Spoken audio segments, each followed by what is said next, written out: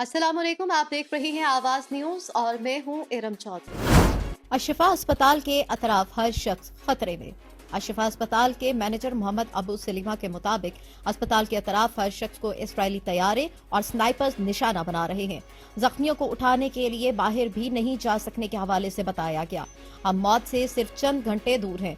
Nursery में बच्चे और आईसीयू में मरीज मर रहे हैं।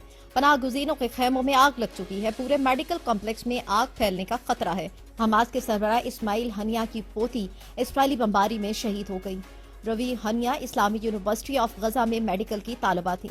ईरान के वज़ीर ख़ारजा हुसैन अमीर अब्दुल हयान ने अपने कतरी हममनसब शेख मोहम्मद बिन अब्दुल रहमान सानी से फोन पर बात करते हुए कहा कि गजा में बढ़ती हुई शिद्दत की वजह से जंग के दायराकार में तौसी नागुज़ीर हो गई। निगरान वज़ीर आज़म अनवारुल हक काकड़ के बयान के हवाले से बताएंगे, जिनका कहना है कि हम आलमी सतह पर फलस्तीनियों के लिए आवाज बुलंद करते रहेंगे।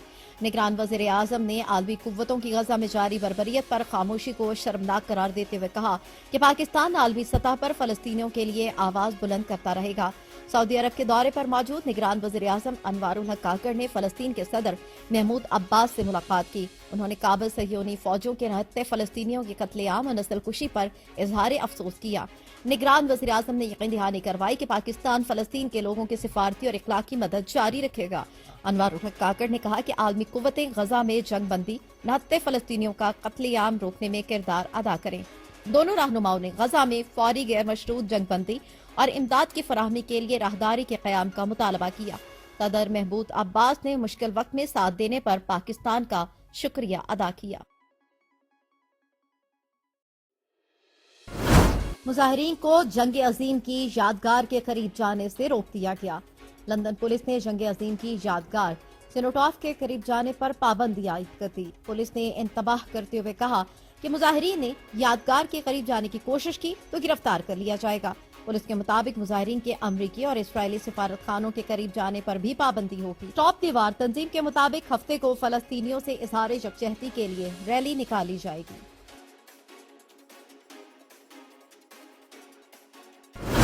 बिलावल भुट्टो 16 नवंबर से केपी का दौरा करेंगे।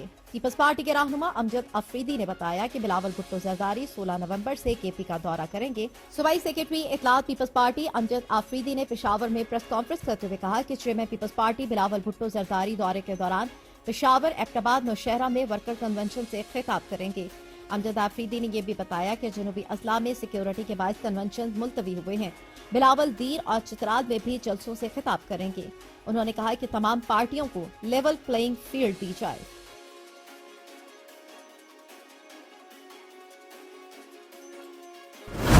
बयान शामिल करेंगे शेख रशीद का, जिनका कहना है कि हमारी बड़े लोगों से कभी नहीं बिगड़ी। साबिक वज़ीर दाखिला शेख रशीद ने कहा कि मेरी 73 साल उम्र है और 86 केसेस मुझ पर हैं। इस्लामाबाद में 9 मई वाकयात पर दर्ज मुकदमे में पेशी के बाद मीडिया से बातचीत करते हुए उन्होंने कहा कि सुना है कि 66 केसेस और हैं, मेरे पास तो इतनी जमानतें भी नहीं हैं। कहा हमारी बड़े लोगों से कभी नहीं बिगड़ी, जो लोग बेगुनाह हैं उन्हें छोड़ दिया जाए, कुछ लोगों के पास जमानतें भी नहीं। ये भी कहा कि कोई कौम इदारों के बगैर जिंदा नहीं रह सकती। शेख रशीद की 5000 रुपए मुचलके के एवज 25 नवंबर तक अबूरी जमानत मंजूर कर ली गई।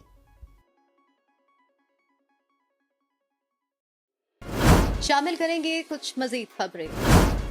कीमती मछली हाथ लगने से माहीगीर रातों रात 70 करोड़ रुपए के मालिक बन गए। कराची के माहीगीर नायाब मछलियों की नीलामी से रातों रात करोड़पति बन गए। कोस्टल मीडिया सेंटर के मुताबिक इब्राहिम हैदरी के माहीगीरों ने बड़ी तादाद में 100 मछलियां पकड़ ली। तिब्बी फवायद के हामिल जाल में आने वाली मछलियों की मालियत 70 करोड़ रुपए है। कोस्टल मीडिया सेंटर के मुताबिक नायाब मछली का गोश्त सिर्फ 1000 रुपए किलो है। इस नायाब मछली की खासियत उसके पेट से निकलने वाली चर्बी है, जिससे फोटो ऑपरेशन का धागा बनता है और इसे गोल्डन सवा कहते हैं। इसके मुताबिक फी सवा मछली की कीमत 70 लाख से 1 करोड़ रुपए तक है। भारी मालियत की मछली जाल में आने पर माहीगीरों में खुशी की लहर दौड़ गई।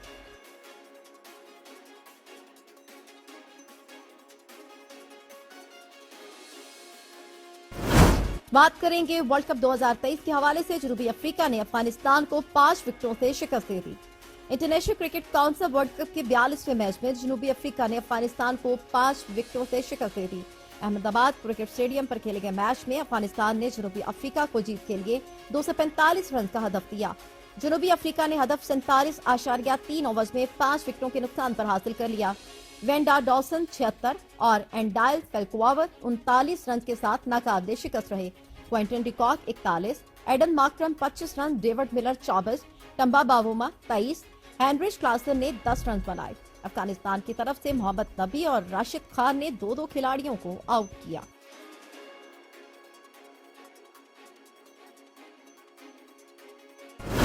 پاکستان کو مثالی ریاست بنانا ہے تو اقبال کی شاعری کی روشنی ناگزیر ہے۔ سعودی عرب میں مقیم پاکستانی صحافیوں کا کہنا ہے کہ علامہ اقبال کی شاعری اور ان کے افکار کی روشنی میں پاکستان کو ایک بہترین ریاست بنایا جا سکتا ہے، جس سے معاشرتی تقسیم کا خاتمہ اور باہمی بھائی چارے کی فضا کو فروغ دینے میں بھی مدد ملے گی۔ مزید جانتے ہیں ثنا شعیب کی اس رپورٹ میں۔ سعودی عرب میں یوم اقبال کے حوالے سے جدہ میں مقیم پاکستانی صحافیوں کا کہنا تھا کہ علامہ اقبال کے خواب کی بدولت ہمیں پاکستان ملا، جو ہماری پہچان اور شناخت ہے، اور پاکستان کو علامہ اقبال کی شاعری اور افکار کے ذریعے معاشرے کو ہر طرح کی تقسیم سے بچایا جا سکتا ہے۔ آج کے دور میں علامہ اقبال کی شاعری سے وہی جذبہ بیدار کیا جا سکتا ہے جس کے تحت مسلمانان ہند نے متحد ہو کر پاکستان بنایا، اور اگر آج پوری قوم علامہ کے فلسفے پر عمل کرے تو پاکستان ترقی کی نئی منازل طے کر سکتا ہے۔ علامہ کی شاعری اور ان کے افکار کی بدولت نوجوانوں کو متحرک اور فعال کردار ادا کرنے کے قابل بنایا جا سکتا ہے۔ اس لیے ضروری ہے کہ علامہ اقبال کی شاعری کو عام کیا جائے تاکہ ہر کوئی اس سے مستفید ہو سکے۔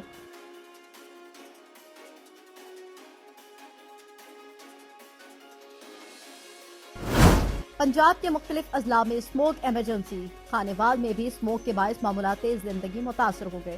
اسموک کے باعث جہاں ٹریفک کے روانی میں دشواری کا سامنا، وہیں شہری متعدد بیماریوں کا شکار بھی ہو رہے ہیں، جبکہ دھواں چھوڑنے والی گاڑیاں اور انڈسٹریل یونٹ اسموک میں اضافے کا سبب بن رہے ہیں۔